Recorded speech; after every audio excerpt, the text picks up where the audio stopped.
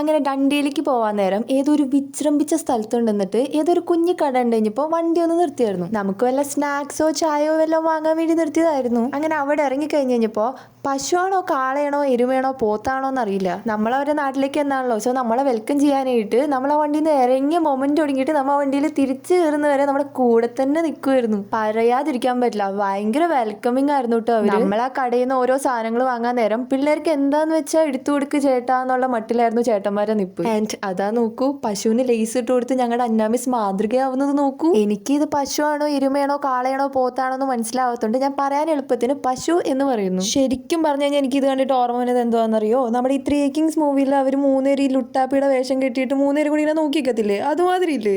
എഡ്രിക്കിനെ അവർക്ക് കാര്യമായിട്ട് ഇഷ്ടപ്പെട്ടിട്ടുണ്ട്. കാരണം ബസ്സിൽ പിന്നെ ഇതോണം വെച്ചൊക്കെയായിരുന്നു. പിന്നെ ഈ വീഡിയോന്റെ ലാസ്റ്റത്തെ പാർട്ട് നമ്മുടെ നാട്ടിൽ ഈ തോട്ടിലും പറമ്പിലും പാടത്തൊക്കെ കിടക്കണ പശുവും കാളയും എരുമയും പോത്തൊക്കെ കാണുവാണെങ്കിൽ സത്യം പറയാലോ നെഞ്ചും തല്ലിച്ചാവും.